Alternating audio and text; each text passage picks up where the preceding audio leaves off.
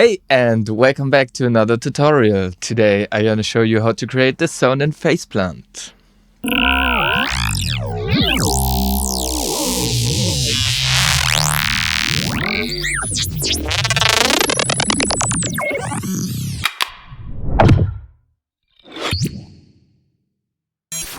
Let's open an instance of Faceplant. So, the idea for this preset is actually a pretty funny one. So, I thought, what happened if I have two oscillators canceling each other out, like with the exact same wave, but with flipped polarity. But then I gonna put on one wave a certain effect like comps, and on the other one another different effect, and then to listen what it sounds when I just have like the artifacts coming from the effect with removing like the original source sound where the effect was put on. Hope this makes sense. Yeah, let's create two wavetable oscillators here, just the basic ones. So let's have a listen to how this is sounding. Just a really low sine wave or square wave. So now what I'm going to do is that I'm gonna add a mix instance here. Well, let me make this a little bit bigger and more comprehensive to see.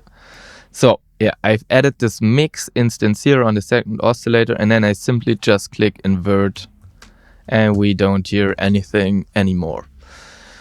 So what I also want to do is I want to map through, I want to be able to cycle through the whole wavetable, but like this it's still gonna cancel all the time out. I press a note just to let you know, but you can't hear anything. So what I'm gonna do next is that I'm gonna send the second oscillator to lane 2. So I will now put an effect on just this wave and then an effect on just the inverted one, and then I'm gonna fuse the signal together on lane 3. So on lane 1, I just gonna add a comp filter or like my comp snap heap rack.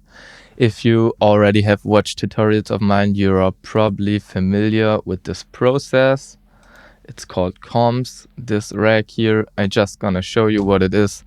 It's just a bunch of comp filters, and you are able to control all their cutoffs simultaneously. You're gonna do this by just add a comp filter here, for example, turn this value down, map it on macro 2 all the way, and then just hit command and drag this thing, and now you copy it. You see also the macro assignment got duplicated. If I do this more and more, I get more and more macro assignments, and they are all now mapped simultaneously.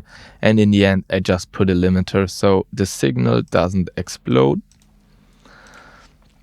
And that being said, we're gonna map macro 2 to this macro here, which is essentially just the comp filter cutoff thing. And then I'm going to add an OTT instance here from the multipass factory presets. And now I'm gonna add like a different effect on to the inverted signal. And I also choose some of my pre-constructed snap heap presets here. It's called hyperphaser OTTTTTTT, and it's the same procedure. I just use the phaser and map the cutoff and the depth to these macros, and then duplicated it a bunch, a little bit of spread, highest order, lowest rates, and yeah, I guess I put a lot of OTTs on here whatsoever. So I also gonna map these ones here, depth here, and now I gonna map all those to my MIDI controller. Let's have a listen on how this is sounding.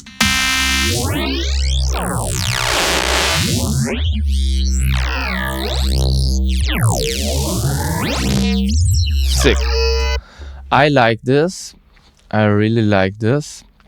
But we are not there yet. There are some more tweaks which make this even nicer. So one thing would be to go here to the harmonics, from macro 5 to the harmonics, and to just turn this down by -1. So we reaching essentially the lowest pitch possible here. I'm gonna do the same thing here, because this is another nice technique to get some interesting artifacts, because actually the synth was not built for having this like super low frequencies, so you can get some interesting artifacts down there. Just gonna map this to another fader on my MIDI controller, and yeah.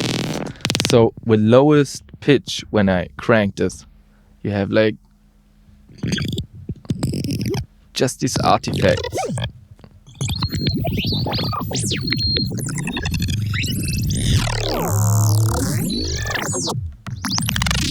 Yeah, which are really interesting in my opinion. And then we gonna add a disperser here, because it makes stuff just more juicy, cranky, amount, and map this frequency also to another macro. And then just in the end, I'm gonna do some basic EQing, like getting rid of the lows a little bit here below 100 hertz circle, and push the highs a little bit, and also add another OTT, because I just love this stuff for sound design, and a limiter. So yeah, we are safe in all regards. So let's have a listen on how this sounds also when I map the disperser.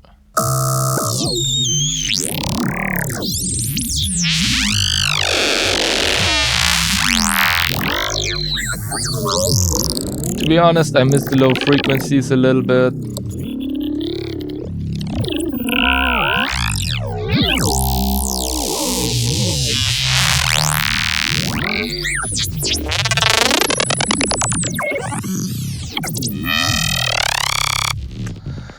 Yes, and that's how it's done.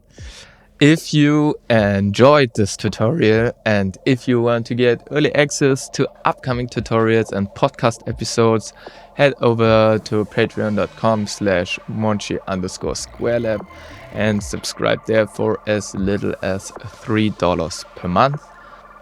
Last but not least, I have a free sample pack available on Gumroad. The link is in the description. Thanks for watching, and see you next time. Bye bye.